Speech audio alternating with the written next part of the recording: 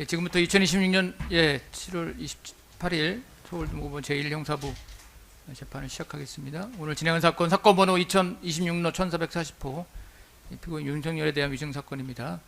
먼저 지난 6월 19일자 중개허가 결정에 따라 오늘 진행되는 공판기일 중개가 된다는 점을 말씀드리겠습니다.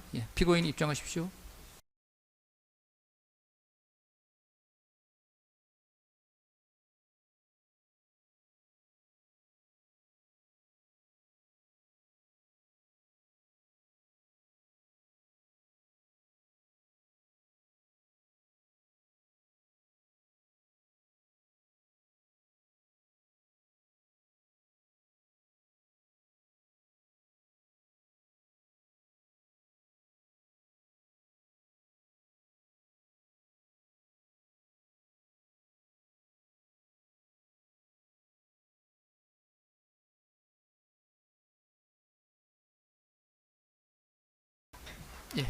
자리에 앉으시고, 이 사건 내란, 외환, 반란, 범죄 등의 형사를 처하는 특례법 제11조 3항에 따라 기일의 전부가 속기 녹음된다는 점을 말씀드리겠습니다. 먼저 검사 측에 나오신 분이 파견 검사 윤기선, 김현지 출석하였습니다. 윤기천, 김현지 오늘 나오셨고, 변호인은 삼승에서 김계리 베이철 변호사 출석했습니다. 나오셨고, 피고인 출석하셨고, 지난 기일의 진행 상황 잠깐 확인할 텐데요. 지난 기일엔 검사의 항소 이유와 또 피고인의 답변 확인, 또 쟁점 정리, 증거 신청 이런 절차 진행했었고요. 지난 기일 진행된 내용에 대해서 특별히 이해하거나 변경할 내용 없으시고, 변호인 측도 필요 없으시고요. 그 사이에 제출된 서면 일단 확인할 텐데요. 검사 측에서는 7월 22일자 저희가 구성명했던 성명사항에 대한 의견서 내셨죠? 예, 맞습니다. 그거 진술하시면 되고, 그 첨부해서 증 123, 124, 125 증거 신청하시는 거죠? 예, 맞습니다. 하시고. 변호인은 오늘 의견서 오늘 내신 거예요? 그 기한을 주셨습니다만 저희가 그 피고인께서 지난주 내내 출정이셔가지고 오늘 부득이 의견서를 냈고, 저희가 그 의견서에 대해서 진술을 하기 위해서 PPT를 좀 준비를 해서 시간을 좀 허용해 주셨으면 좋겠습니다. 이 내용이요? 네네. 얼마 정도? 한 30분 이내로 하겠습니다. 잠깐만요. 일단 오늘 변호인 의견서 내셨고, 밑에 PPT 자료가 있군요. 그리고 첨부한 증 11, 12, 13. 의견서에 증 8호증부터 증 10호증까지 있고요. 그러니까 별도로 증거 제출서로 11, 12, 13을 제출했습니다.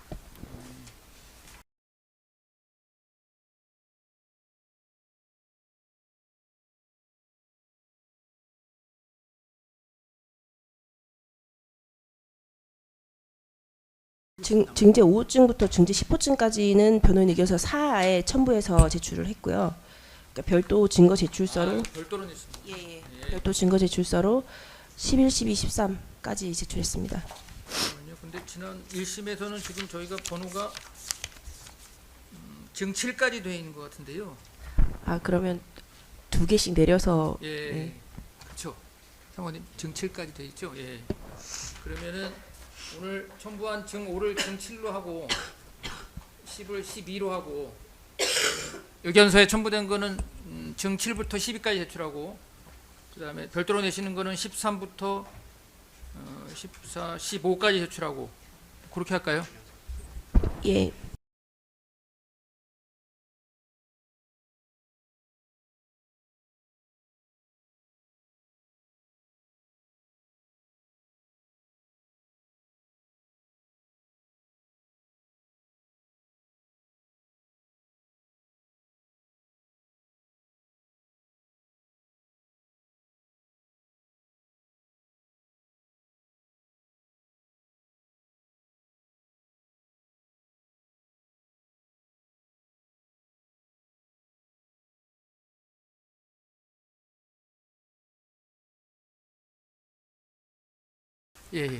그럼 일단 증거는 그렇게 정리하고, 일단 잠깐만요. 쌍방이 낸 증거에 대해서는 일단 검찰이 낸 증거 인부는 특별한 의견 있으신가요? 다 여기 보니까 정부 의전 편람 탄핵 소추안, 그다음 판결문 이런 건데, 증거 동의하고 입증 시청 부인하겠습니다. 동의하고 취지 부인하는 걸로 하고, 그다음에 검사 측은 피고인 제출하신 증거에 대해서 뭐 특별한 의견 네, 없습니다. 없으시고, 예, 뭐 이런 건 거기도 동의하고 취지 부인하는 걸로 그렇게 정리해 놓도록 하고요. 하고 저희가 일단 오늘 증인 신문하기로 했는데 먼저 증인 확인하고 그러면 끝나고 나서 요 말씀하신 요 구두변론은 하는 걸로 그렇게 할까요? 예. 예. 일단 그럼 증인 나오셨네요.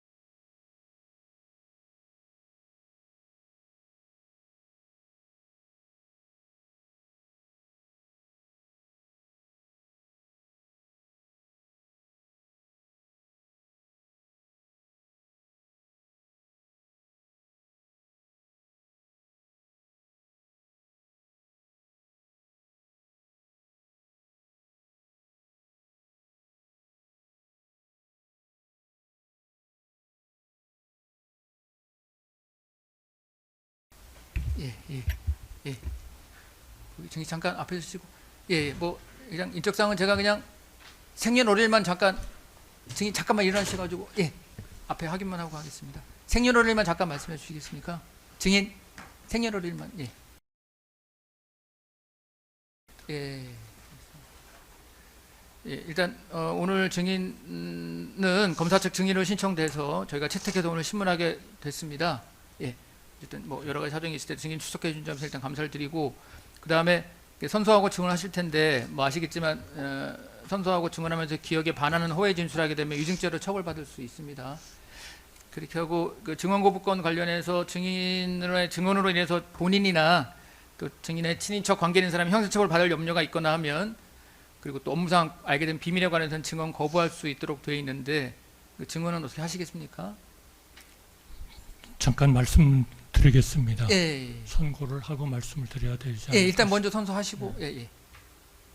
선서하신 다음에 앉으시면 되니까요. 양심에 따라 숨김과 보탬이 없이 사실 그대로 말하고 만일 거짓말이 있으면 위증의 벌을 받기로 맹세합니다. 증인 한독수. 예, 일단 자리에 앉으시죠. 잠깐 말씀. 예, 앉아서 말씀하셔도 됩니다. 제가 증인 거부권 안내해 드렸는데, 예, 그 네. 관련해서, 네, 예, 제 본인에 대한 사건이 지금 그 대법원에 상고가 돼 있고 거기에서 계속 지금 그 검토를 하고 저로서는 선고를 기다리고 있는 지금 그런 상황이 돼 있습니다.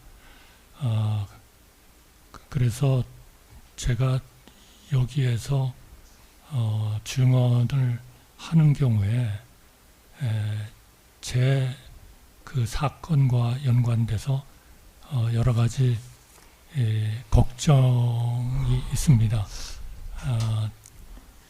그러한 일들이 저한테 잘못되게 될 가능성이 굉장히 많기 때문에 양해해 주시면 형사소송법 148조에 의해서 증언 거부권을 행사하도록 그렇게 하겠습니다. 예, 취지는 뭐 저희가 알겠고요. 혹시 뭐 지금 증인 말한 거에서 일단 검사 측 증인인데 검사 특별한 의견 있으신가요? 네, 뭐 증인의 입장은 충분히 이해하는 바인데 일단 오늘 출석을 했으니까 증인 신문 준비된 질문을 진행하면서 뭐 개별적으로 좀 듣고 판단을 답변할 수 있는 부분에 대해서는 답변을 좀 듣는 게 어떤지 하는 생각이 있습니다. 변호인 측은 혹시 뭐 의견 있으신가요? 이 사건 공소 사실 자체가 아까 지금 증인으로 출석한 한덕수 국무총리의 사건에 대통령께서 증인으로 출석하셨던 있다가 그 증언을 하신 부분이 위증이라고 해서 기소가 된 부분이라서 이제 피고인의 무죄를 밝히기 위해 당연히 특검 측에서는 이제 뭐 유죄를 입증하기 위해서고 저희 입장에서는 이제 무죄를 입증하기 위해서 피고인의 무죄를 입증하기 위해서 그러니까 준비된 신문 사항이 있으니 그러니까 들어보고 답변을 하지 않으시더라도 저희는 그 질문하는 것 자체가 의미가 있다라고 생각을 해서 질문 한번 들어보고 개별 그 사항에 대해서 거부를 하시면 어떨까 하고 생각이 됩니다.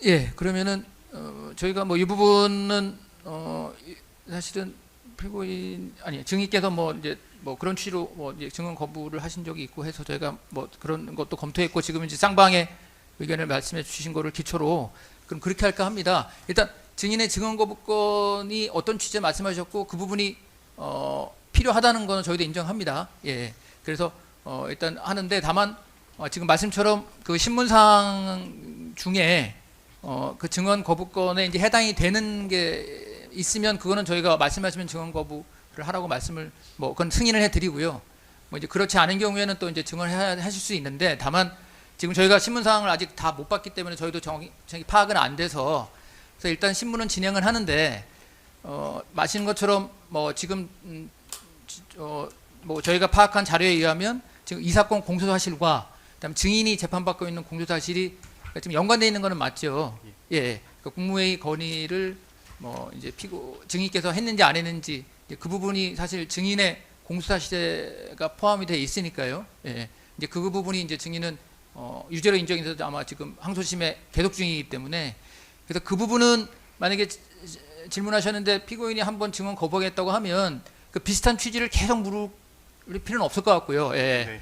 그렇지 않은 나머지 뭐 이제 뭐 간접적인 어떤 상황에 대해서 물어보시고 그 부분에 대해서 혹시라도 증인이 증언하겠다고 하면 증언하시고 근데 그 부분도 증인 생각할 때 이것도 좀 증언하기가 곤란하다 싶으시면 그때 말씀하시면 그거는 저희가 판단하고 이제 그렇게 할 텐데 어쨌든 핵심적인 그 사실에 대해서는 뭐 자꾸 뭐 저희가 봤을 때는 어차피 그 부분은 지금 뭐 증언 거부에 해당될 가능성이 좀 크기 때문에 그 부분은 한번 증인이 거부한다고 하면 뭐 계속 같은 취지로 물으시는 거는 조금 생략하시는 걸로. 네, 그렇게 재판의 해볼까요? 말씀 취지대로 진행하도록 예, 하겠습니다. 예, 예.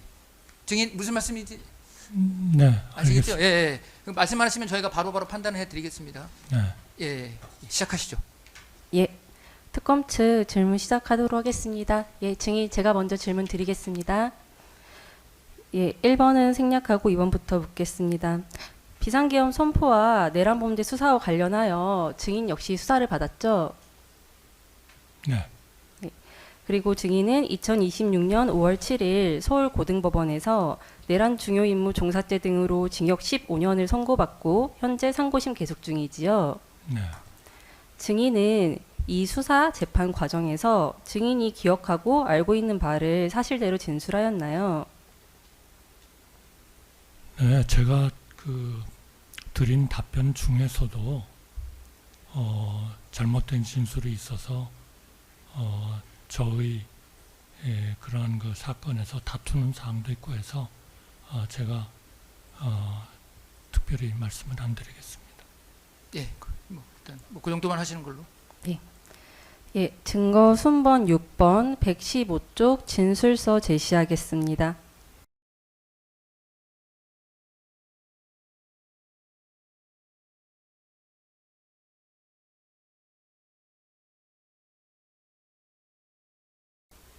예, 앞에 화면 보이시나요? 좀 확대를 예, 아니 뭐 보이시면 괜찮습니다.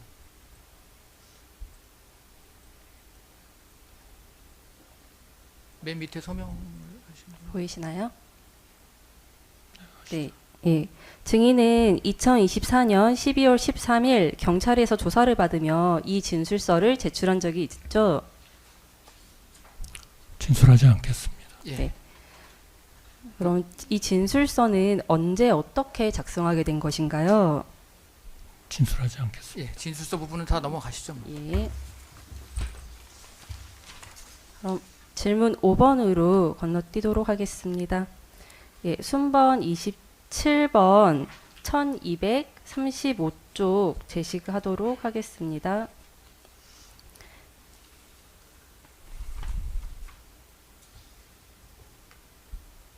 네.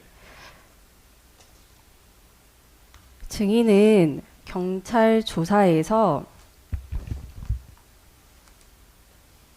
제가 볼 때는 대통령께서 처음부터 국무회의 심의를 하려고 하셨던 것 같지는 않다.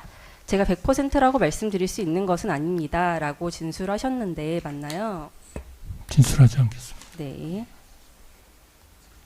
예, 순번 111번 630쪽 피고인 신문 녹취서 제시하겠습니다. 증인은 본인의 내란 중요 임무 종사 사건의 피고인 신문 과정에서도 저희가 들어갔을 때는 피고인이 국무위원들을 더 불러서 설명도 더 들으시고 이렇게 하려고 하는 분위기가 조금 아니었던 것으로 인식이 되었다. 그래서 국무위원들을 더 부르시고 의견을 더 들으셔야 된다. 이런 말씀을 드렸다라는 취지로 진술하셨지요. 증언 드리지 않겠습니다. 예. 7번도 넘어가시죠. 이거 앞에 거 요약하는 거라. 예, 8번으로 가겠습니다. 증인은 2024년 12월 3일 20시 40분경 피고인으로부터 연락을 받고 대통령실에 도착한 사실이 있지요. 네, 진술하지 않겠습니다. 요거는 뭐 그냥 사실관계인 것 같은데 그때 대통령실에 가신 거는 네, 맞습니다. 예, 그거는 그러냐. 예, 대접견실 CCTV 20시 45분 43초부터 재생하겠습니다.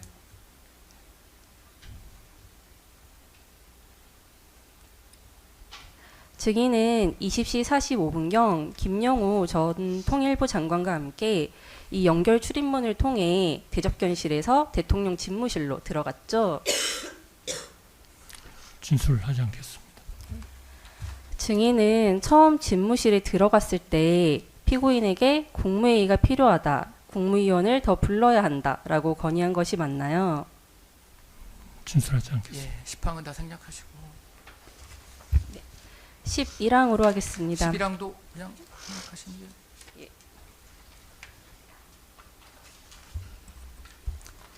예. 12항. 그럼 12번부터 묻도록 하겠습니다.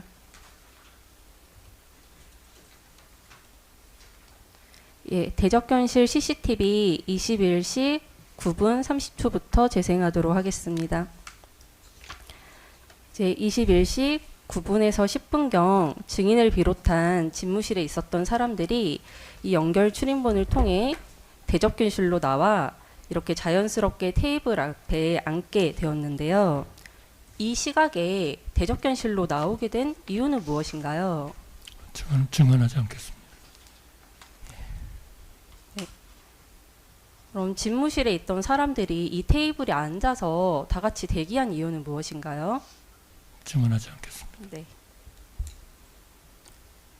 13번 묻겠습니다. 대접견실로 나와 있을 때 증인과 다른 국무위원들은 서로 어떤 대화를 하였나요? 증언하지 않겠습니다. 네, 14번 질문하겠습니다. 대접견실 CCTV 21시 13분 54초부터입니다.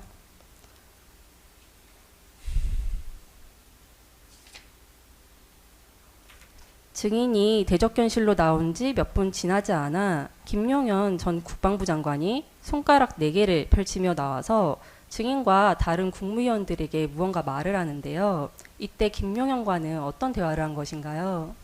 증언하지 않겠습니다. 14항 나머지 다 15번으로 예, 넘어가겠습니다.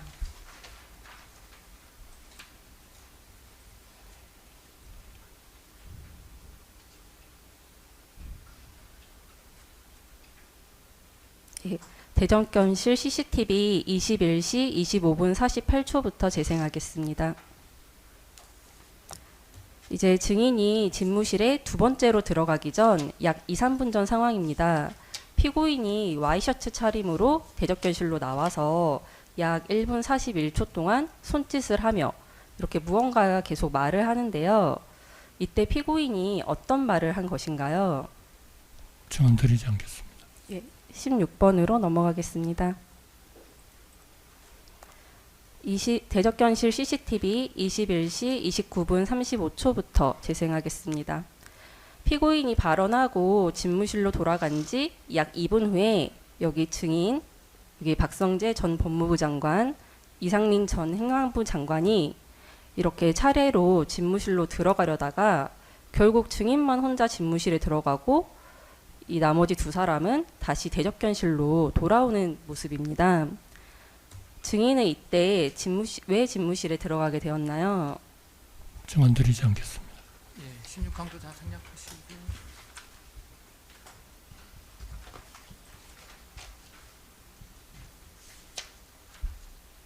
그러면은 17번으로 넘어가도 생략하시고 예?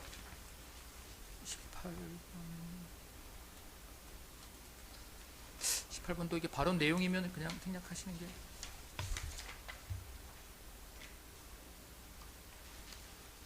지금 증인께서 그날 있었던 발언 내용에 대해서는 증언 안 하겠습니다. 예 일단 발언 내용이면은 다 넘어가셔야 될 것 같긴 합니다. 20항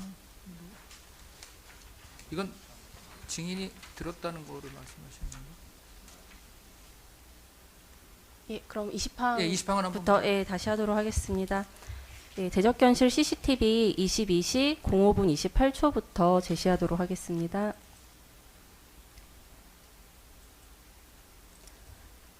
그러면은 19-4번부터 이것도 그 상황에 대한 질문이라 예, 다시 먼저 하도록 한번 하겠습니다. 19-4번 대적견실 CCTV 22시 5분 22초부터 재생하도록 하겠습니다.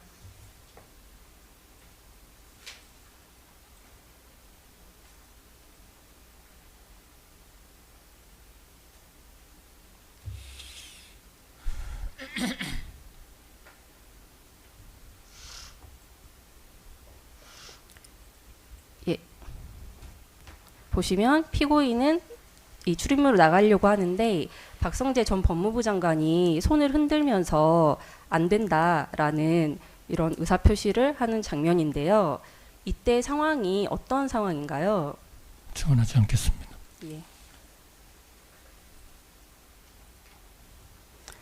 그럼 다시 20번 하겠습니다. CCTV 22시 05분 28초부터입니다. 이제 박성재 전 법무부 장관의 손짓 이후 피고인은 이제 멈춰 서면서 계속 어떤 발언을 하고 다른 사람들도 이렇게 일어나서 피고인에게 무언가 말을 하는데요. 이때 상황은 어떤 상황인가요? 증언하지 않겠습니다. 20항 다 건너뛰고 그럼 이제 21항으로 넘어가도록 하겠습니다. 22시 16분경 오영주 전 중기부 장관이 도착하면서 총 4명의 추가 국무위원이 도착하게 되었는데요. CCTV 22시 16분 35초 재생해 보도록 하겠습니다. 이때 김용은 전 국방부 장관은 강희구 대통령 비서실 부속실장에게 문서를 주면서 복사를 해오라는 지시를 합니다. 그리고 이어서 22시 18분 영상 보겠습니다. 이제 김용현은 이 강희구가 복사해온 문건을 여기 이상민, 송미령, 그리고 이제 증인 4개 이렇게 나눠주다가 피고인이 비상계엄을 선포하러 가기 위해 이렇게 퇴실하자 문건을 다 교부하지도 않고 그대로 피고인을 따라 나가버립니다. 혹시 이때 상황에 대해서는 기억을 하시나요? 증언하지 않겠습니다. 답변만 묻도록 하겠습니다. 그럼 당시 김용현이 즉석에서 복사하여 일부 국무위원에게만 배포한 이 비상계엄 선포문 외에 다른 비상계엄 의안에 대한 문건이 있었나요? 증언하지 않겠습니다. 이상입니다. 특별히 제가 추가로 장면 두 가지만 좀 더 예. 질문해도 될까요? 그 뭐 피고인 발언 내용은 증인 발언 내용은 물어보. 네, 아닙니다. 네, 그때 5층 복도 상황인데요. 지금 이게 21시 59분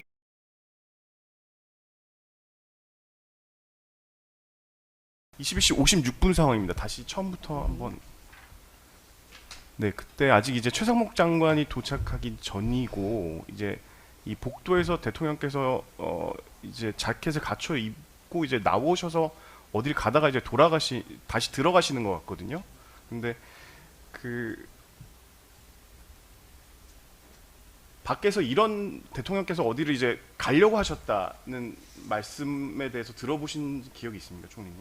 증언하지 않겠습니다. 혹시 이제 시간이 임박했기 때문에 아마 그 준비를 하러 뭐 비상겸 선포를 하러 가려고 하셨던 것 같기도 한데 뭐 그런 얘기가 있었던 것에 대해서는 기억이 없으십니까? 증언하지 않겠습니다. 그러면 22시 10분 상황도 한번. 네, 이때도 아직 그 의사정수 충족 전인데 이제 대통령께서 그 자켓을 갖춰 입으시고 다시 이제 그 복도로 나오셨다가 아마 다시 한번 들어가시는데 이때 상황에 대해서 혹시 그날 인지를 하고 계셨습니까? 증언하지 않겠습니다. 여기에 대해서 뭐 대통령께서 한번 또 이제 선포를 하러 나가려고 하시다가 다시 들어가셨다 이런 얘기가 오가거나 이거에 대해서 들으신 바도 없으신가요? 증언하지 않겠습니다. 네, 이상입니다. 예. 뭐 그러면 지금 특별히 심의하는 거 없으시죠? 안 되시는 사항이 있습니다. 아니 잠깐만 지금 주신문에 대한 뭐 증언을 안 하셔가지고 주신문 관련해서 묻는 아. 건 의미가 없으니까요. 예. 예. 뭐 특별히 없으시면 뭐 지금 사실상 대답 안 하시거나 마찬가지예요. 그래도 준비해온 반대신문 사항이 있어서 아니 근데 아시겠죠? 반대시면 주신문하고 관련돼서 해야 되는데 관련 지금 뭐 대부분 다 증언 거부하셔가지고 상태에서 그걸 물어보는 건 좀 안 맞죠. 예, 예. 뭘 증언을 하셨어야 그거에 대해서 물어보는데 이게 또 뭐 쌍방 증인도 아니고 검사 측 증인이라서 어차피 지금은 또 이게 전부 무죄인 사건이라 가지고 그렇게 마치는 걸로 할까요? 저희도 뭐 재판부도 물을 수가 없습니다 지금. 저희는 사실 뭐 신문하지 않아도 다 기록상 객관적으로 명백한 사실들이기 예, 예, 때문에 그러니까요, 뭐 그러니까요. 굳이 뭐 예, 알겠습니다. 하지 않겠습니다. 예, 그럼 증인신문 마치겠습니다. 예, 수고하셨습니다. 예, 돌아가시면 되겠습니다.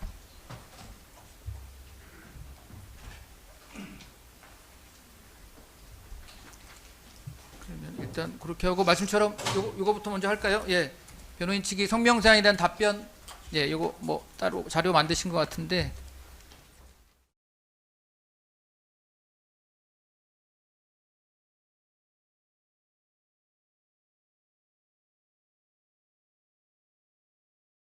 뭐 저희가 성명상은 사실 요 이제 검사 측 항소 유설과 답변, 그러니까 변호 측 답변서 내용을 한 거라 그래서 내용이 뭐 기존에 하신 거하고 뭐 중복되면 간단하게 말씀하셔도 될 것 같고 뭐 필요한 범위 내에서 하시는 걸로. 중복된 건 아니고 성명 사항에 대한 답변이고 그 성명 사항 재판부의 성명 사항에 대한 예. 이제 그 답변이라서 예, 예, 중복되는 부분은 많이 없습니다. 예, 예, 취지는 뭐 같습니다만. 네. 예, 예, 그러니까요. 그럼 한 30분 정도 범위 내에서 예, 시작하시죠.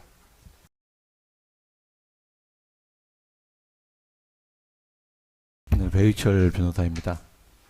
재판부 성명사항에 대한 답변 변론하겠습니다.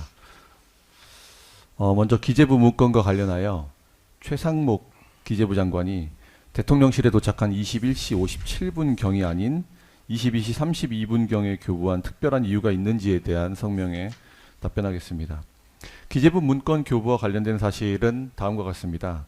담화를 통해 비상겸을 선포한 이후 대접견실로 올라오니 대통령실 직원이 봉투를 가지고 와서 A4 문건을 꺼내어 윤 대통령님께 전달했습니다.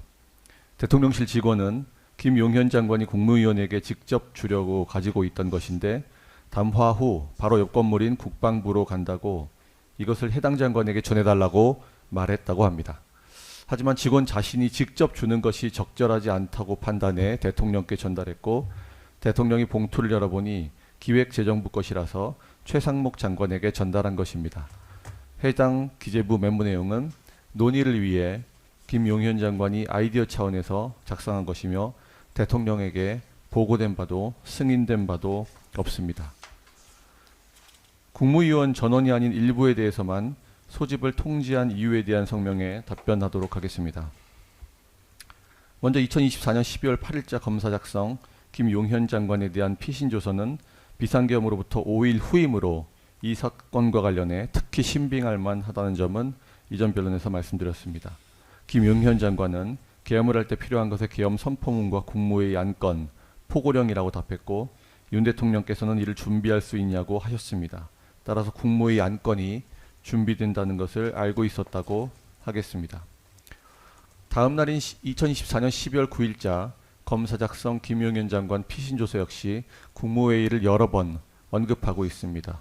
계엄 선포 건의는 당일 국무회의 때 계엄 선포문을 의안으로 하여 심의했다라고 하며 국무회의 개최 경위에 대해 대통령께서 결심을 하시고 국무위원을 소집하여 최종적으로 심의를 해야 하니 20시 30분부터 긴급 국무회의를 개최하기 위한 소집을 지시하셨습니다라고 진술하고 있습니다. 윤석열 대통령에 대한 피신조서에서도 국무회의를 소집해야 한다는 것은 알고 있었는데 보안 때문에 이날 저녁 무렵 알렸던 것이며 의사 정족수를 충족할 위원들을 모아서 신속하게 하자고 그랬습니다라고 진술이 기재되어 있습니다. 이 또한 재판부에서 성명으로 말씀하신 바 전체를 제출하였습니다. 비상계엄에 있어서 대통령이 가장 중요하게 생각했던 것은 질서 유지와 국민의 안전이었습니다. 이에 극도의 보안을 유지하고자 했습니다.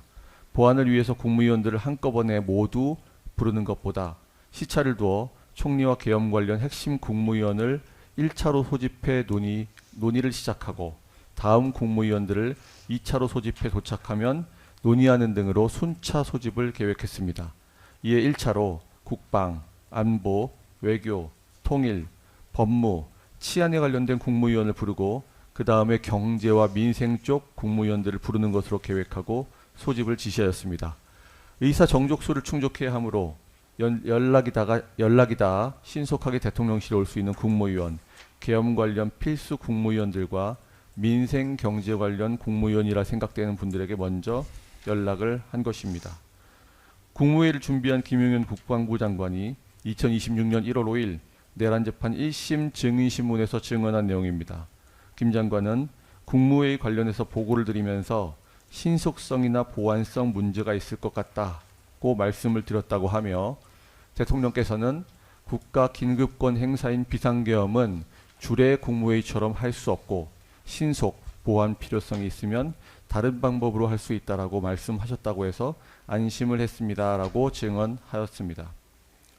질서유지와 국민 안전을 위해 보안성이 기묘한 이유를 설명하는 기사입니다. 비상계엄이 선포된 그날 밤 국회 앞에는 무려 1만 6천 명이 모였다는 것을 보여주고 있습니다. 유혈 충돌, 사고의 위험이 매우 컸던 것입니다. 결국 순차 소집을 통지한 이유는 비상계엄의 보안성이 요구되는 상황에 불가피한 절차적 한계에 불과하며 국무회의를 부정하는 사정이 될 수는 없습니다. 특히 국무회의의 소집 및 운영과 관련해 법령상 전체 국무위원에 대한 개별적 통지를 의무화하는 규정도 존재하지 않고 국무회의는 대통령의 보좌기구이므로 심의를 위한 소집은 대통령의 재량에 속하는 영역입니다. 또한 비상계엄이라는 통치행위적 성격을 가진 국가 긴급권 행사 시에는 고도의 재량 판단 영역이 더욱 넓게 인정된다고 보아야 하겠습니다. 국무위원들을 국무회의장인 대통령실 2층으로 부르지 않고 5층으로 소집한 이유에 대한 성명에 답변하겠습니다. 국무회의를 반드시 국무회의장에서 개최해야 하는 것은 아닙니다. 국무회의 규정상 국무회의는 서로 다른 장소에 출석하여 진행하는 방식으로도 할 수 있으며 장소가 반드시 대통령실 2층 국무회의장이어야 한다는 규정도 존재하지 않습니다. 국무회의장에서 주례 국무회의처럼 하려면 여러 가지 차관급, 배석자, 회의실 세팅 등의 준비가 필요하며 특히 주례 국무회의처럼 준비하면 그 자체로 보안이 유지되지 않습니다. 주례 국무회의가 아닌 보안이 중요한 긴급 국무회의였고 정족수 상으로도 대통령실 대접견실이면 충분하기 때문에 2층에서 개최하지 않은 것입니다. 한덕수 총리도 12월 3일 긴급 국무회의 장소를 대회의장이라 칭하거나 대회의실로 칭했습니다. 비상계엄 국무회의에 있어서 장소를 비롯한 형식보다 더 중요한 것은 보안이 유지되며 논의하는 국무회의의 실질이라고 하겠습니다. 국무회의를 위한 준비, 즉 안건 자료, 부서 준비, 국무회의 의사록, 녹음 준비 등에 대한 성명에 답변하겠습니다. 먼저 안건 자료는 계엄 소관부처인 김용현 장관이 준비했습니다.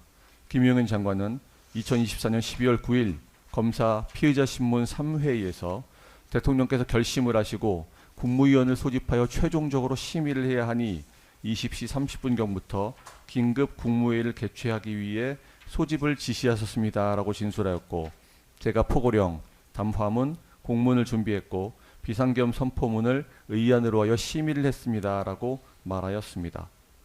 다음으로 부서의 경우 행정안전부 의정 담당관 김상춘 진술조서의 증언을 참고해 주십시오. 증거로 제출하였습니다. 국무위원들의 서명, 즉 부서 절차에 대해 출석할 때나 심의를 마치고 회의를 마칠 때까지 국무위원들이 어떤 서류에 서명하는 것은 없다고 진술하고 있습니다. 국무회의가 끝나고 사후적으로 소관부처에서 시스템을 통해 공문 결제 형식으로 대통령실에 제출을 하고 그 해당 공문에 소관부처 장관이 부서를 하는 것입니다. 전자결제입니다. 이 시스템이란 온나라 전자결제 시스템을 의미합니다. 2024년 정부 의전 편람 역시 국무회의 직후 국무위원회 부서를 받는다는 점을 명시하고 있습니다. 다만 편람에 나온 재가 문서를 미리 준비한다는 부분에 있어서 비상계엄에 있어서는 고도의 보안을 요하기 때문에 기밀 유지의 필요성으로 국방부의 문서 기한 직원에게 이를 알릴 수 없었다는 점이 고려되어야 합니다. 만약 재가 문서가 미리 준비되었다면 비상계엄의 보안은 유지될 수 없었을 것이며 단 한 사람도 다치지 않은 평화적인 비상계엄은 불가능했을 것입니다. 의사록 역시 마찬가지입니다. 비상계엄이라는 보안상의 이유로 주례 국무회의처럼 행정안전부 의정관, 속기사 등을 통해 의사록을 작성하고 녹음을 하는 등의 서무를 처리할 수는 없습니다. 특히 행정안전부 의정 담당관의 증언에서 보시는 것처럼 12월 3일 비상계엄의 경우 선포 이후 내란죄 프레임으로 거대 야당과 언론이 총공세를 하므로 행정안전부 의정관도 내란에 동조하는 것 아니냐는 압박에 의사록을 작성할지 판단을 하지 못했습니다. 행정안전부 이상민 장관의 2025년 2월 11일 헌법재판소 제7차 변론기일 증인신문 녹취록에 따르면 비상계엄 선포 이후에 비상계엄이 내란이다라고 몰아붙이면서 회의록 작성을 하는 것이 비상계엄에 동조하거나 비상계엄을 방조하는 것이 아니냐는 분위기가 형성돼 있었다고 증언했습니다. 대통령 비서실은 행정안전부 의정 담당관에게 2024년 12월 10일에 비상계엄 선포 관련 국무회의 회의록 참석자, 안건명, 제안 이유 등 회의록 관련 내용을 공문으로 발송하였습니다. 하지만 내란 동조 프레임으로 인해 행정안전부 의정 담당관은 국무회의록을 작성하지 않았습니다. 이처럼 의사록은 내란머리로 인해 의정 담당관의 판단에 따라 작성되지 않은 것인 바 의사록을 작성하지 않겠다는 행정안전부 의정관의 사후적 개인 판단에 따라 헌법상 비상계엄 선포의 절차 위반 여부를 문제 삼는 것 자체가 국가 긴급권인 비상대권의 취지에 대한 몰이해에 기반한 것입니다. 녹음의 경우 주례 국무회의에서도 발언 등을 녹음하지는 않습니다. 같은 진술조서에서 보시는 것처럼 행정안전부 의정담당관실 소속 속기사가 국무회의에 참석하여 국무위원들의 발언 등을 속기해 추후 회의록을 작성하는 것이지 별도의 녹음하는 절차는 존재하지 않는다고 하고 있습니다. 보안을 위해서는 정례 국무회의처럼 할 수 없어 다른 방식으로 국무회의를 개최하기로 계획한 부분이 어떤 부분인지에 대한 성명에 답변하겠습니다. 피고인 윤석열 대통령께서 강조하는 비상계엄의 보안성과 긴급성에 대해 행정안전부 의정담당관 김상춘이 같은 취지로 진술한 바 있어 그 내용을 제시합니다. 통상적인 안건처럼 생각하면 부처 간 합의가 이루어져야 하는 것이 맞는 것 같은데 실제 계엄이 필요한 급박한 상황에서 그와 같은 통상적인 절차를 밟아야 하는 것이 맞는지는 잘 모르겠습니다라는 진술입니다. 이는 의안 배부 및 관계 부처 간 합의 등에 대한 질문에 나온 답변으로 비상계엄 국무회의는 긴급성과 보안성으로 인해 통상적인 정례 국무회의와 다르다는 것을 뜻합니다. 안건을 사전에 알리지 않았기 때문에 국무회의를 할 생각이 없었다는 특검의 주장은 국가 긴급권의 보안성에 대한 이해의 결여에 기인한 것으로 1993년 8월 13일 김영삼 대통령의 긴급명령의 경우에도 보안을 이유로 안건을 사전에 알리지 않았다는 역사적 사례로부터 그 주장의 부당함을 쉽게 알 수 있습니다. 12월 3일 긴급국무회의에서는 정례 회의와 다르게 국가 긴급권의 보안성을 지키는 것이 가장 중요했다는 점은 아무리 강조해도 지나치지 않습니다. 따라서 대통령께서는 김용현 장관에게도 극도의 보안을 유지하라는 말씀을 하셨고, 김용현 장관은 국무회의를 거쳐 마음이 바뀔 수도 있겠다는 생각을 했다고 합니다. 이 피신조서가 작성된 것은 2024년 12월 9일입니다.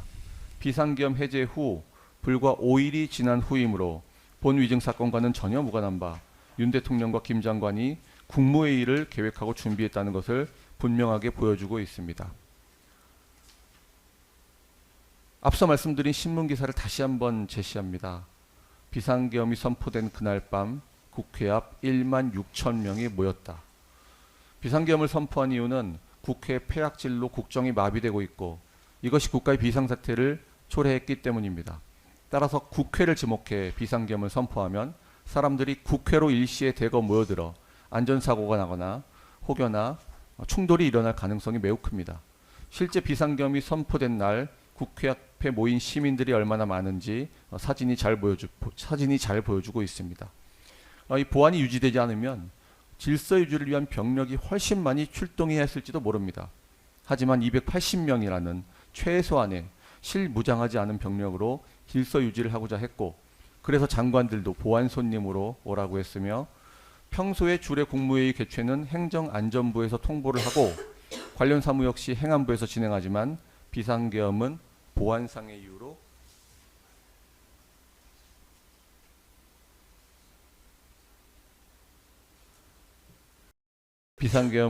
보안상의 이유로 대통령실에서 국무위원들을 소집한 것입니다. 만약에 주례 국무회의처럼 보안이 유지되지 않는 상태에서 진행했다면 국회 앞에는 이보다 훨씬 많은 인원들이 모였을 것이고 아마 병력들도 10배 이상 출동해야 했을지도 모릅니다. 국무위원회 소집 이후 국무회의에서 안건 보고 심의, 의결 등의 절차를 거칠 것을 계획하고 있었는지에 대한 답변입니다. 국무회의는 의결기관이 아니라 심의기관입니다. 따라서 긴급 국무회의를 소집하여 심의할 계획을 애초 가지고 있었고 안건은 수차 언급한 것처럼 비상계엄의 선포였습니다. 심의기관이기에 별도 의결 등의 절차는 요하지 않으며 이는 총리도 인식하고 있었습니다. 안건 보고에 있어 주례 국무회의처럼 국무회의 규정 제3조에 정해진 의안 제출 형식을 갖춘 것이 아니라 보안이 필요한 긴급 국무회의 특성상 순차로 모인 국무위원들을 상대로 비상계엄 선포문 안건을 알리고 논의를 했습니다. 국무회의 규정 제3조 4항 단서, 5항 단서에 따르면 긴급 국무회의의 경우 안건을 미리 제출하거나 배부하지 않아도 된다는 점을 참고해 주시기 바랍니다. 순차 소집을 통해 국무위원들이 반대의 의견을 피력하는 등 충실한 논의가 있었습니다. 11명 정족수가 충족된 회의만 국무회의의 심의가 아닙니다. 이미 1차, 2차로 소집된 국무위원들이 도착하는 대로 장시간의 심의가 이루어졌습니다. 정족수가 충족되었을 때는 이미 충분한 사전 논의가 이루어진 상태였기 때문에 국무회의를 통해 비상계엄을 선포한다는 대통령의 결정사항과 국가 긴급권 행사의 불가피성을 국무위원들에게 설명하고 비상계엄 담화를 발표한 것입니다. 국무위원들이 비상계엄에 반대하는 상황에서 국무회의를 하기로 했으니 다른 사람들의 의견을 들어보자는 등 국무회의 개최를 언급하지 않은 이유에 대한 성명에 답변하겠습니다. 국무위원을 부른 것 자체가 국무회의를 개최하기 위한 것입니다. 국무위원들이 대통령실에 도착한 후 집무실에서 비상계엄 안건을 놓고 심의를 시작했습니다. 대통령께서는 정족수를 만족시키기 전에도 이미 국무위원들과 함께 국무회의의 실질적인 심의를 하기 시작한 것입니다. 비상계엄을 안건으로 하고 있으며 비상계엄을 선포하기 위해서는 헌법 제89조 제5호상 국무회의 심의 절차를 필수적으로 거쳐야 하기 때문에 비상계엄 선포라는 안건을 알리고 의견을 수렴한다는 것 자체가 국무회의라는 것은 국무위원이라면 누구나 알고 있는 사실입니다. 따라서 국무위원을 소집해 계엄 선포의 안건을 심의하는 것 자체로 국무회의임은 명백한 것입니다. 이를 총리를 비롯해 국무위원들은 당연히 알고 있었을 것입니다. 따라서 국무회의 개최를 언급할 필요 자체가 없었던 것입니다.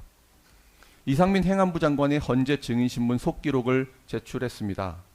14페이지에는 국무위원들이 11명 모였을 때 이들은 자신들이 모인 이유가 비상계엄 선포 때문이란 것을 모두 알고 있었다라고 증언하고 있다는 점을 확인할 수 있습니다.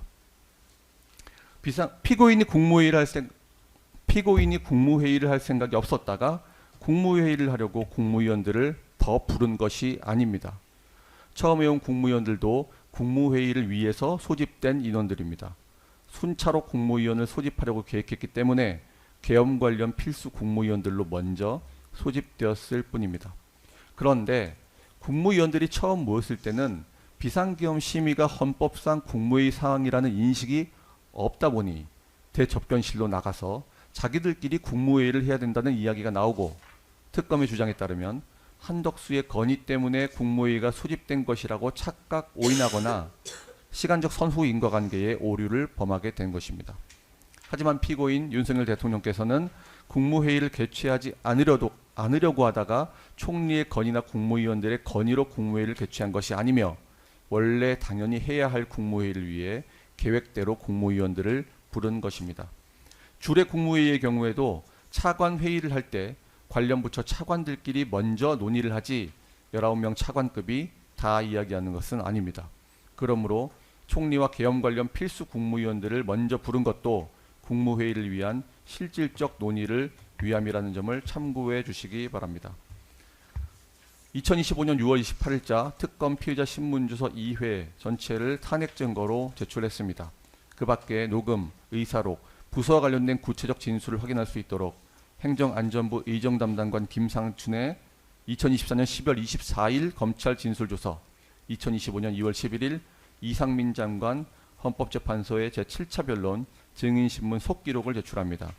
비상계엄에 있어서 보안의 중요성을 입증할 보도, 사후부서 전자결제 시스템을 입증하는 정부 의전편람, 행정안전부 의정담당관실에 발신된 대통령 비서실의 국무회의 협조 공문을 별도로 제출했습니다. 이 사건 위증은 특검의 상상과 소설로 기소된 억지 기소입니다. 이를 보여주듯 특검은 성명사항 다수에서 목격하였을 가능성이 높습니다를 시작으로 가장 가능성이 높습니다. 목격 가능성이 낮습니다. 입실했을 가능성이 높습니다. 이루어졌을 가능성이 매우 높습니다. 기억을 잘못하고 있을 가능성이 높습니다. 이처럼 온통 가능성에 대한 이야기입니다. 이와 같은 가능성이라는 불확실한 상상이 아닌 어떠한 합리적인 의심을 할 여지가 없을 만큼 확신을 가질 정도의 증명력이 필요하다는 것은 판례에 따라서도 분명합니다. 이와 같이 확실하지 않은 가능성만으로 유죄를 선고할 수는 없으며 확실성에 가까운 증명이 없다면 의심스러울 때는 피고의 이익으로 라는 형사소송의 대원칙을 따라야 하는 것입니다. 대법원도 같은 태도를 취하고 있음은 물론입니다. 비상계엄권은 헌법상 대통령에게 주어진 전속적 권한입니다. 따라서 이와 같은 국가 긴급권 행사의 요건 판단 또한 전속적인 고도의 재량 행위에 해당합니다. 그러므로 헌법상 비상대권의 행사를 위한 긴급 국무회의에 있어서도 대통령이 내린 법률적인 평가, 소집에 대한 판단, 심의나 부서, 기타 요건 등에 대한 대통령의 평가가 결코 허위의 공술이 될 수 없다고 보아야 할 것입니다. 대법원 판례는 증인에 있어서 법률적, 주관적 평가나 의견을 부연한 부분에 다소의 오류나 모순이 있더라도 위증죄가 성립하지 않는다고 판시하고 있습니다. 하물며 국민으로부터 위임받은 최고위의 민주적 정당성을 가진 대통령이 부여받은 헌법상 비상대권의 행사는 어떻겠습니까? 국가 긴급권을 행사하는 과정에서 대통령의 판단이 특검의 소설 또는 상상과 다르다 하여 위증의 유죄가 된다면 이는 법치주의가 무너진 사법부의 부끄러운 선례로 역사 속에 남을 것입니다. 그러므로 특검의 항소는 응당 기각되어야 마땅할 것입니다. 이상입니다. 오늘 추가로 제가 증거 제출서로 제출한 증제 13호증부터 15증에 대해서 원래는 이제 반대 신문하면서 현출을 할까 했었던 건데 뭐 증거조사 차원에서 제가 잠시 진술을 해도 예, 되겠습니까? 지금 말씀하신 거 아닌가요? 그거가 별개의 예, 뭐 간단히 네, 그럼 네. 증거 제출 취지만 간단히 말씀해 주세요.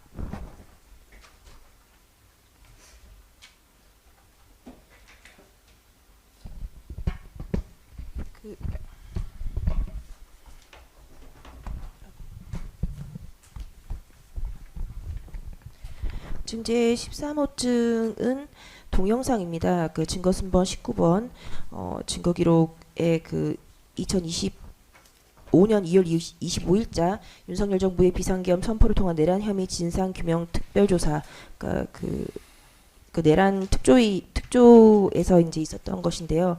회의록 자체의 글자로 읽으면 사실 그 상황이 그려지지 않아서 그 핵심적인 부분만 따서 동영상을 증거로 제출했습니다.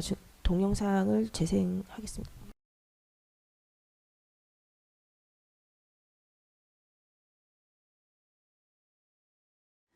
네, 저는 한덕수 총리께 여쭤보겠습니다. 12월 3일 윤석열 대통령이 국무총리를 비롯한 국무위원 6인과 국정원장을 좀 먼저 따로 불렀지 않습니까? 네, 이때까지 윤석열 대통령은 국무회의를 소집할 계획은 없었던 거고, 그 상황에서 국무회의 소집을 대통령께 건의한 것은 총리가 하신 것이 맞죠? 그 문제는 제가 대통령님께서 정확히 마음속에 국무회의를 어떻게 할 건지에 대한 것 네, 그래서 어쨌든 알고 국무회의 있다고 하는 소집을 것은 건의하신 것은 총리가 맞으시죠? 조금 오버해서 말씀드리는 것 같고요. 그러나 국무위원들을 모아서 의견들을 예, 여기까지입니다. 지금 한덕수 국무총리가 뭐 2차, 그러니까 집무실에 두 번째 들어갔을 때 뭐 대통령께 국무위원들을 더 불러야 된다라고 한 사실은 다른 뭐 국무위원들의 진술을 통해서도 확인이 됩니다. 그러나 한덕수 국무총리가 그런 건의를 한 사실이 있다는 것과 그 국무위원들을 더 불러야 된다는 한덕수의 건의 때문에 국무회의를 하게 되었다라는 것은 굉장히 다른 사실입니다. 그러나 지금 그 국조특위에서 용해인 의원은 마치 그것을 전제로 하여 신문을 하였고, 한덕수 총리의 답변은 대통령님께 정확히 마음속에 국무회의를 어떻게 할 것인지에 대한 것을 뭐 잘 모르겠다라는 취지로 답변을 하고 있는데, 그 답변을 탁 자르고 마치 그것을 기정사실화시키면서 다음 질문을 계속 이어가고 있습니다. 그래서 이런 부분에 대해서 이 당시 2월 25일이면 대통령께서 1월 17일에 이제 뭐 2차 체포 구속이 되셔가지고 내란몰이가 한창일 때였고, 근데 그럼에도 불구하고 한덕수 총리는 그것이 아니라고, 대통령의 당시 의중을 당신이 알 수 없었다라고 증언을 하고 있는 장면입니다. 그리고 화상기 좀 켜주시겠습니다. 신문 화상기요? 예. 예.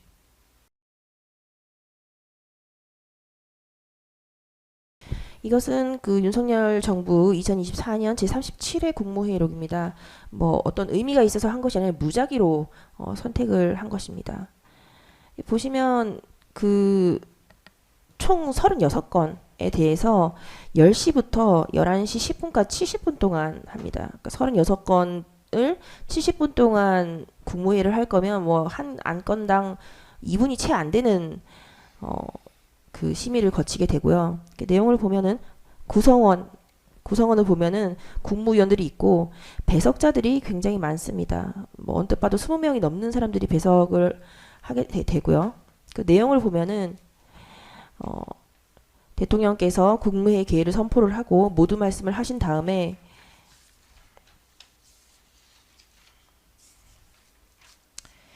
(6페이지에서) 의안 심의를 해서 이제 국무총리가 의안 심의에 이르게 됩니다. 그래서 쭉 이제 그 안건이 상정된 의안에 대해서 말을 하게 되면은 해당 부처 국무위원이 제안 설명을 합니다. 그러니까 제안 이유에 대해서 쭉 안건에 대해서 설명을 하고,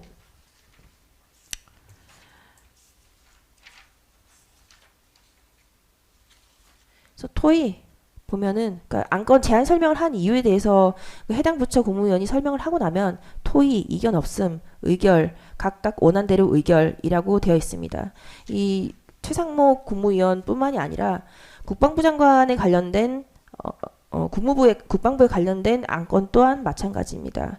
그 해당 국무위원이 제안 이유를 하고 나면 토의, 이견 없음, 의결, 각각 원한대로 의결, 그러니까 국무회의는 이와 같습니다. 이와 같기 때문에 뭐 지금 현재 별건 내란 우두머리 사건에서 국무회의가 뭐 5분이 되네 안 되네 하면서 그것이 마치 국무회의가 있었네 없었네 라고 하는 것은 되게 뭔가 우스꽝스러운 상황인 것입니다. 실질적으로 어떠한 국무회의보다 평상시 있었던 주례 국무회의보다 열띤 국무위원들이 자신의 의견을 개진을 하고 토론이 있었고요. 예. 여기 지금 10시부터 11시까지 국무회의를 했지만 대통령의 모두 발언과 또 총리의 발언 그리고 각 국무위원들의 안건 제안 설명을 빼고 나면 심의라고 하는 시간은 개별 안건당 뭐 아마 거의 뭐 몇 초도 안 될 겁니다. 그러나 이제 물론 이거 하기 전에 그 이 안건에 대해서 그 관계 그 부처 차관들 뭐 예를 들면 뭐 부동산 문제라고 하면 국토부 차관 또 금융위 부위원장 뭐 경제부처의 뭐 차관 제1차관 또는 2차관 정도가 협의를 해서 보내는 겁니다. 그러니까 저도 계엄과 관련된 안보 통일 뭐 이런 외교와 관계되는 차관회의를 할 수가 없기 때문에 그런 좀 계엄 관련 뭐 핵심 국무위원 내지는 뭐 직접 관련된 국무위원을 먼저 부르고 그 다음에 이제 나머지 정족수를 채우거나 약간 넘길 수 있는 국무위원을 부르며 그 사이에 이제 이분들하고 그 논의를 이제 하려고 했던 그런 것이라고 그렇게 해서 2단계로 국무위원을 소집을 하게 됐는데 1차로 왔던 국무위원들이 앉자마자 안건을 얘기하니까 전부 반대를 하고 저도 설명하고 하다 보니 그 2차로 불러야 될 국무위원 그 연락하라고 하는 지시가 약간 늦어진 것 뿐이지 뭐 안 하려고 하다가 한 건 아니라는 건 아마 여기 시간이나 이런 것도 분명히 나와 있을 겁니다. 네.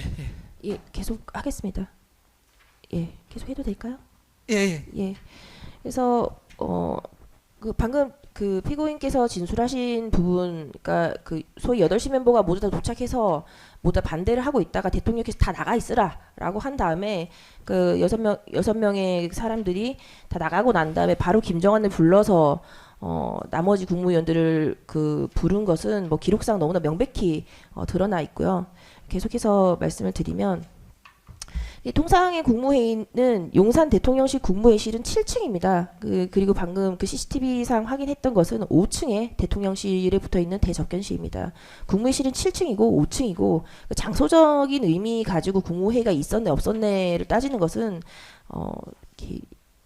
어색한 것입니다. 어색한 것이고 그리고 지금 이 국무회의실에 보면은 참석자 국무위원들뿐만이 아니라 배석자들이 많이 참석을 합니다. 증제 15호증을 제시하겠습니다. 별다른 이제 그 영상을 찾기가 어려워서 그 국무회의 장면이 담겨져 있는 기사를 증거로 제출을 했습니다. 이것이 국무회의실입니다. 그 통상적인 주례 국무회의를 하는 7층에 있는 CCTV가 제출된 국무회의가 계엄 당일날 국무회의가 있었던 것은 5층이고요. 이것은 7층에 있는 국무회의실인데 상세히 보시면 아까 그 국무회의록이 있는 것과 같이 그 국무위원들뿐만이 아니라 많은 배석자들이 참석이 되어 있고 참석을 하고 그리고 이제 뭐 마이크 세팅이나 뭐 이런 것들이 필요합니다. 그러니까 비상계엄 해제 국무회의는 여기 7층에 올라와서 국무회의를 했습니다. 그러나 비상계엄 선포와 관련해서는 이러한 세팅이나 이런 필요하게 되면은 관련 주무관들이나 그런 당일날 아침 10시에 이미 국무회의를 했기 때문에 그 저녁에 또다시 국무회의를 한다고 준비를 하면 어떤 그 기밀 안전 차원 기밀성을 유지할 수가 없기 때문에 대통령실 옆에 붙어있는 집무실 옆에 붙어있는 대작견실만 해도 국무위원들을 불러서 그 심의를 하기에 충분했기 때문에 별도의 7층에 세팅을 하지 않았던 것이지 국무회의가 7층에서 있었는지 5층에 있는 대작견실에서 있었는지는 대통령의 국무회의를 할 의사가 있었는지 여부를 판단할 기준이 되지 못합니다. 그리고 나머지 부서 문제에 대해서 말씀드리겠습니다. 그 이미 저희가 첫 기일과 지난 그 1심에서도 했지만 그 조태열의 증인 신문 신문 조서를 보면 피신 조서를 보면은 뭐 퇴실을 하려고 하는데 뭐 서명을 하라고 하는데 자기는 서명을 거부했다라고 하는데 그 나머지 부분에 대해서 그 한덕수 방금 그 동영상 증제 13호증에도 나타납니다. 아까 재생 마저 하겠습니다.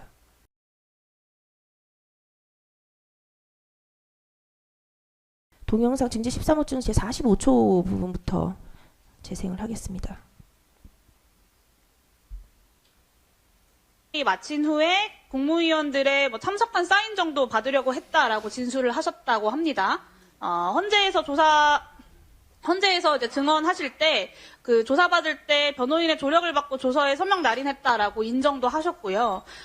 실제로 사인을 받지는 못했지만 참석한 국무위원들의 사인 정도를 남겨두려 하셨던 것은 맞습니까? 그런 얘기가 나왔던 것 같은데 아무도 그렇게 할 생각이 없고 그렇게 하는 게 적절치 않다고 본인이 하신 것은 제가 한 건 아니시고, 아니고 네. 그리고 저도 그러면 그 물론 안 자리에서 했습니다. 네, 그 자리에서 누군가 사인을 받으려고 했던 것은 사실인 거죠? 그래서 그런 얘기가 뭐 좀 있었던 것 같은데 아무도 네, 그리고 거기에 총리께서 그거를 말리거나 하지는 않으셨고요. 아니 저도 사인을 안 했으니까. 네. 그 헌법재판 예, 그 이 사건뿐만 아니라 내란 우두머리 사건이나 별건에서도 이제 뭐 옛날의 계엄, 그러니까 국무회의 회의록이 부서나 이런 것들이 전자되기 이전에 계엄 선포의 부서에 관한 문서를 들고 와서 마치 이것이 부서가 있었네 없었네를 따지고 있는데. 뭐 그 방금 배희철 변호사님께서 진술하신 바와 같이 지금 현재 국무회의 회의록은 전자돼서 부서가 그 전자되어 있습니다. 그것과 상관없이 부서와 상관없이 당시 참석해 있었던 배석했던 국무위원들에 대한 그 참석 확인을 위한 뭐 서명을 하고 가라라고 이제 누군가가 얘기를 해서 하려고 했으나 그 스스로 그러니까 참석했던 국무위원들 스스로가 그 아무도 하지 않았다라는 것을 한덕수가 이제 여기 지금 한덕수 국무총리가 그쪽 특위에서 증언을 하고 있고요. 그리고 관련된 나머지 국무위원들의 진술도 그 피신 조서나 진술 조서를 보면 확인이 가능합니다. 네, 이상입니다. 예, 말씀 잘 들었고요. 말씀만 예, 거기 그 종이에다가 사인하라고 한 거는 부서가 아니고요. 그 백지 A4 용지에다가 한 거는 참석자가 사인을 하면 행안부에다가 이제 회의록을 만드는데 이런 사람들이 참석했다라는 확인 자료를 이제 주기 위한 것이고, 그 다음에 이제 재판 때도 뭐 특검에서 1980년 5월 18일 계엄 전국 확대 국무회의에 전 국무위원들이 이제 서명한 그 자료를 내면서 계엄 선포는 전 국무위원이 다 부서를 해야 된다는데 그거는 사실하고 다른 것이고요.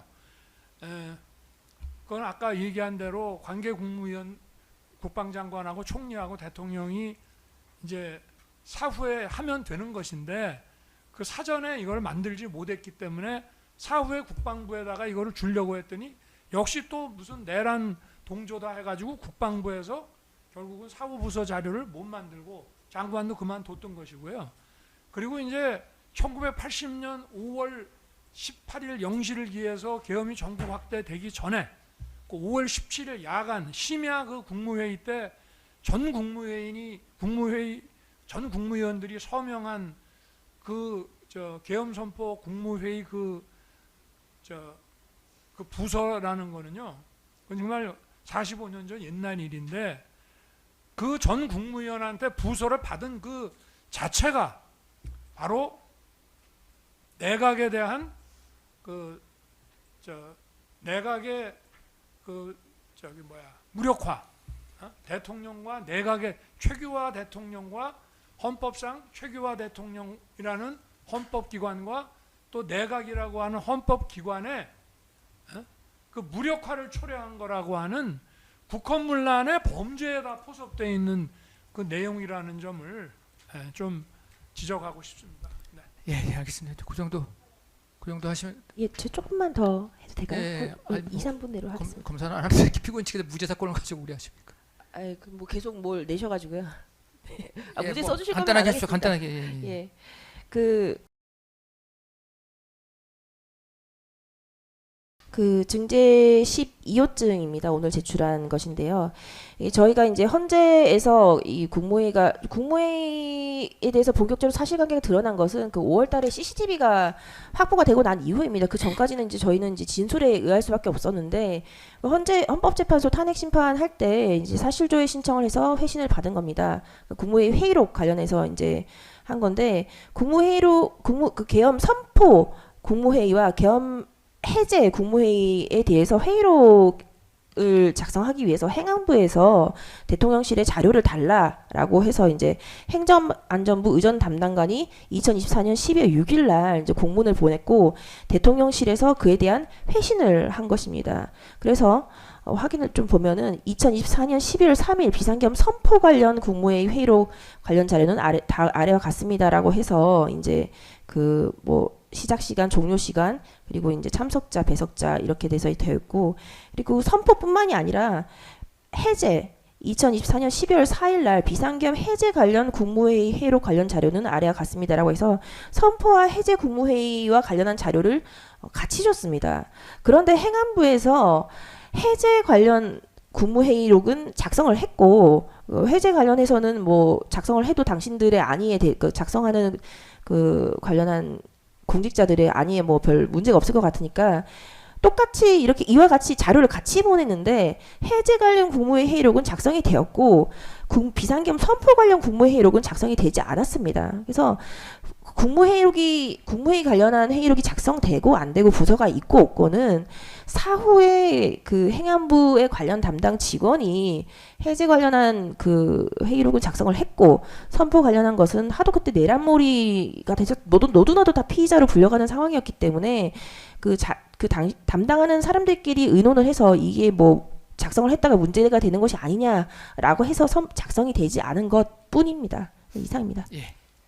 예, 그 정도까지 하고 잠깐만 요거 제가 그냥 그 특검이 내신 의견서 취지만 잠깐 확인하는 의미에서 하나 말씀을 드리면, 그러니까 그 기소 취지 관련해서는 그러니까 이제 특검의 뭐 주장의 뭐 요약의 내용은 그러니까 그 지난번에 당초에 공소장에 있는 국무회의 개최 계획과 그 다음에 이를 위한 추가 국무위원 소집 계획, 그러니까 이거는 그러니까 뭐 따로따로 볼 수 있는 게 아니고 그냥 일체에 예, 맞습니다. 예, 그냥 사실로 보는 거다 이런 취지셔가지고 그 예를 들어서 뭐 추가로 국무위원 소집을 하려고 했지만 국무회의는 개최하지 않으려고 했다 뭐 이런 건 아니라는 거죠. 예, 맞습니다. 예, 그러니까 뭐 어쨌든 국무위원 추가로 국무위원 부르려고 한 것이 결국은 국무회의 개최하려고 했던 건데 검찰 주장의 취지는 이제 추가로 뭐 부르려고 했던 게 처음부터 뭐 그런 생각은 없었기 때문에. 그러니까 추가로 부르지도 않았을 뿐만 아니라 부를 계획도 없을 뿐만 아니라 결과적으로 해서 국무회의도 개최할 계획이 없다 이런 취지라는 말씀이신 거죠? 예. 예, 알겠습니다. 그럼 저희가 뭐 일체 하나로 해서 판단하는 걸로 하고, 예, 그렇게 하고 저희가 기록 보다가 그러면은 뭐 잠깐만요. 일단 뭐 오늘 검찰 신청한 증인 신문을 마쳤고 뭐 변호인 측은 지난번에 증인 신청하셨는데 그거는 그냥 그럼 철회하는 걸로. 저희는 뭐 유지하지는 않겠습니다. 처리하겠습니다. 그럼 취소하는 걸로 할까요? 예. 예, 그럼 뭐 유지하시면 저희가 증인은 취소하는 걸로 하고, 그러면 증거 조사는 요 정도 마치고 저희가 간단하게 그 뭐 구성명을 그냥 하나씩만 더 조금 애매한 부분이 있어서 그냥 뭐 문항 하나씩입니다. 예, 그냥 저희 주심 부장님께서 간단히 설명드릴 테니까요. 예. 그 국무회의를 안 할 거면은 그 뭐 보안도 중요하고 이럴 때 총리하고 뭐 그 사람들을 그 저 용산 그 대통령실로 왜 나오라고 했겠습니까? 예. 국무회의 할 게 아니라면. 예. 저는 알겠습니다. 그게 도대체 이해가 안 예. 됩니다. 피고인 변소 취지는 그런 취지로 저희가 이해하고 있으니까요. 잠깐만요. 예. 그럼 먼저 주심 부장님 간단하게. 네, 그 특검하고 특검하고 피고인 측에 하나씩만 추가 성명사항을 좀 물어보도록 하겠습니다. 먼저 특검입니다. 특검에서는 지난 성명사항에 대해서 7월 22일자 답변서 의견서를 내시면서 김정환과 관련해서 김정환이 직무실에 들어가서 한덕수가 말하는 것을 들은 게 8시 56분경 이렇게 특정을 하셨습니다. 이와 관련해서 저희가 좀 보다 보니까 저희 증거순번 108번 그럼 122번으로 제출되어 있는 서울중앙지방법원 한덕수 내란 우두머리 등 방조 등 사건입니다. 2025 고압 1219번 그리고 서울고등법원 2026노 253번 판결문을 보면 여기 화면에서 보시는 것처럼 김정환이 집무실에서 한덕수의 뭐 기다려달라 요건을 갖춰야 합니다라는 발언을 목격한 것이 9시 30분경 집무실 들어갔을 때로 인정한 것으로 보입니다. 이에 대해서 특검이 항소를 하면서 항소 이유를 다투었는지 그리고 이에 대해서 현재 특검의 입장이 어떤지를 좀 구체적으로 밝혀주십시오. 그 8시 59분, 56분으로 특정을 해주셨는데 그 CCTV를 다시 한번 보시면 저희 그 제출하셨던 그 사실조회 그 시간대별로 나눴던 그 설명서하고는 조금 다르게 들어갔다 나오는 시간이 좀 짧기는 합니다. 그리고 이와 관련해서 김정환이 수사기관 그리고 증인 신문 등을 하면서 그 왜 들어갔는지 그리고 그때 당시에 상황이 어떻는지에 대해서 설명한 것도 있으니까요. 한번 보시고 특검 입장을 좀 구체적으로 정리해 주십시오. 그리고 특검 측에 하나만 더 말씀을 드려야 될 게 있는데요. 피고인 사건 관련해서 최근에 확정된 게 있죠. 예, 확정된 사건이 있으니까 그러면 아마 후단경화법으로 돼야 될 것 같으니까 그와 관련한 확정 증명원이라든가 필요하면 공소장 변경 이런 것들 좀 한번 검토해 보십시오. 예, 다음 피고인 측에 대한 성명사항입니다. 네, 피고인 측 그 피고인 같은 경우에는 화면 보시는 것처럼 죄송합니다. 이게 지금 네, 피고인 측은 이것도 역시 그 피고인 한덕수에 대한 내란 우르마리 방조 등 사건이었습니다. 이 사건에서도 문제되고 있는 중앙지방법원 2025 고압 1219번 사건 증인신문 조서에 의하면 피고인은 국무위원 중 일부만 부른 이유에 대해서 보안 유지하고 종족수를 채워야 되기 때문에 빨리 올 수 있는 사람 여기저기 알아봐서 일단 11명 정도면 된다고 하니까 그것을 맞추려고 했던 거지요 라고 진술을 했고, 그리고 추가로 온 41면입니다. 추가로 온 국무위원 최상목 등을 직접 한 명 한 명 골랐느냐, 누구를 부르기로 했느냐, 한덕수에게 얘기한 적은 있느냐라는 그런 질문에 대해서는 골랐다기보다는 생각나는데도 연락이 가능한 사람, 그리고 연락해서 자연스럽게 올 수 있는 사람 위주로 연락이 된 것입니다. 그리고 생각나는 대로 국무회의 요건을 맞추는 데 필요한 사람들을 연락했다, 이런 취지로 진술을 했습니다. 한덕수 사건에서 피고인이 진술한 내용입니다. 제가요? 예, 피고인이 아니 진술한 근데 내용. 1219라서 129가 한덕수 피고인의 사건이었습니다.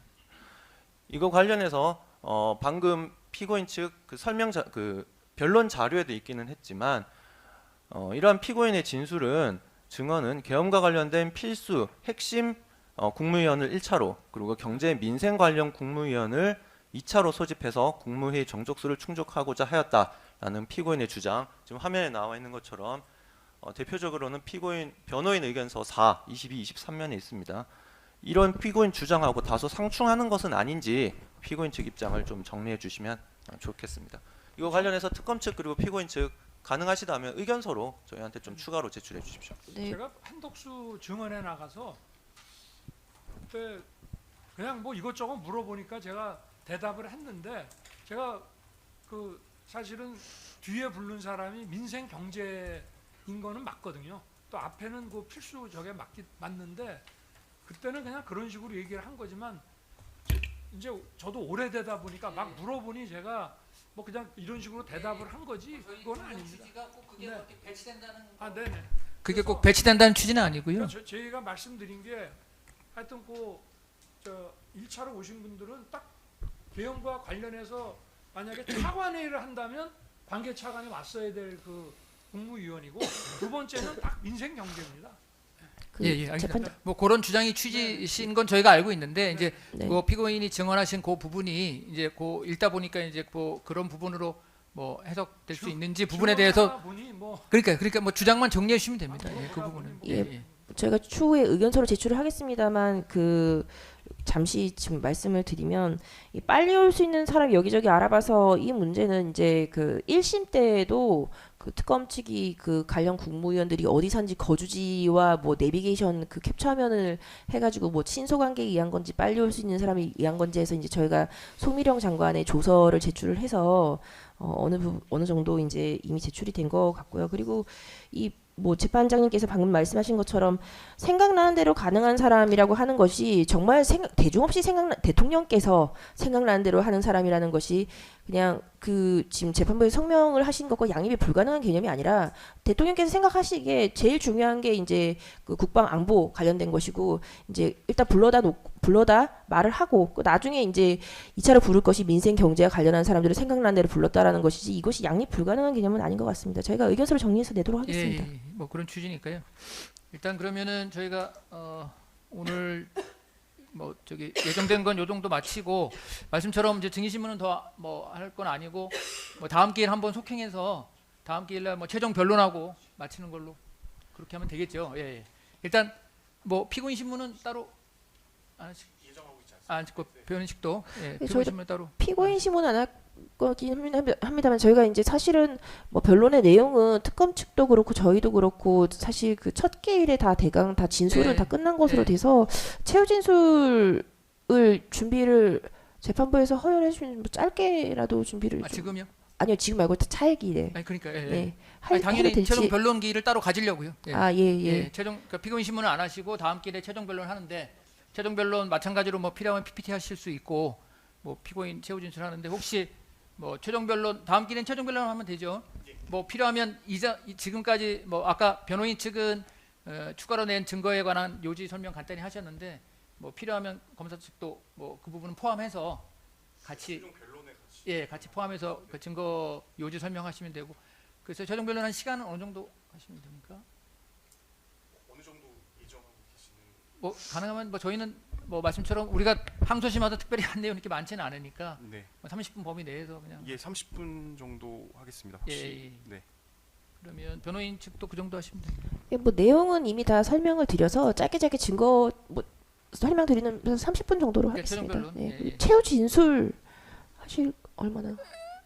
아니 피고인은 그래도 뭐 걸리고 뭐 그러시니까 그냥 짧게라도 그러면 뭐 그거는 피고인이 하시면 되고 일단 변호인하고 검사 측은 30분 정도씩 최종 변론하는 걸로 그렇게 저희가 그러면 잡아놓고 아까 말씀드린 것처럼 그 30초 후단 부분은 그 확정 증명하고 내주셔야지 될 것 같아서요. 그래서 그건 나중에 자료로 내시면서 필요하면 공소장 변경, 공소장에 들어갈 문구만 내주시면 저희가 그건 나중에 뭐 혹시라도 뭐 유죄가 되면 그건 반영을 해야 되니까요. 그렇게 하시고 다음 기회를 그래 저희가 지금 예정하는 게 혹시 2주 후인데 8월 11일이 화요일인데요. 8월 11일 화요일 오후 2시 재판장이 휴전기에 좀 쉴 수 있도록 좀 배려 좀 부탁드립니다. 예, 저 1년 반 동안 한 번도 보셨어요. 예, 아니 뭐 일단 말씀하십시오. 저희가 뭐 기회를 일단 저희가 제안을 드리는 거니까. 그- 그러면 뭐 변호인은 좀 어렵다는 취지시고, 근데 그러면은 저희가 그 뒤로 또 너무 뒤로 가기는 어려워서 8월 19일 그럼 오후 2시 그 재판부에서도 알고 계시겠지만 그 내란 사건이 매주 목요일에 있었고 이적 사건 그러니까 같은 이 사건 재판부입니다만 이적 사건이 매주 금요일로 14일로 지정이 되어 있고 또 내란 사건이 이제 이 사건이 이렇게 지정이 되니까 내란 사건이 18일 뭐 25일 추가로 화요일로 지정이 돼서 19일에 지정이 되게 되면 18, 19, 20, 21일 그 4일 내내 그 주 꽉 차서 재판이 진행이 됩니다. 그래서 이 사건은 사실 3개월 그 기한을 마지막 기일이라서 좀 시간을 좀 허용해 주셔도 아니 근데 그렇게 될것 되면 같습니다. 어차피 그 다음 주도 마찬가지고 그래서 뭐 그 다음 주도 그렇고 이제 9월로 막 넘어가야 될 수가 있어가지고요. 9월 2일로 해주시면 안 아, 되겠습니까? 그래서 요거는 최종 변론이니까 뭐 사실상 기존에 나온 거 그냥 정리만 하시면 되니까 네. 뭐 새로운 내용이 있는 것도 아니고 그래서 저희 생각에는 그냥 그러면 아까 8월 11일은 좀 어렵다고 하시면 8월 19일 그냥 오후 2시에 뭐 30분씩 해서 1시간이면 끝나는 거고 하니까 예. 그럼 그렇게 할까요? 검사 좀 괜찮으세요? 예, 저희 괜찮습니다. 예. 알겠습니다. 그럼 8월 19일 오후 2시에 말씀처럼 쌍방 30분씩 최종 변론하고 그날 마칠 거고 말씀처럼 뭐 이거는 뭐 항소심에도 서 있고 저희가 뭐 증거조사하거나 뭐 이렇게 심리한 내용이 이렇게 많지는 않았으니까 기존에 뭐 주장 정리하는 범위 내에서 해서 하여튼 30분 내에 맞출 수 있도록 해주시고 뭐 필요하면 피고인은 마지막에 최후 진술하시고 그렇게 해서 8월 19일 날 결심하는 걸로 하겠습니다. 예, 마치겠습니다. 수고하셨습니다.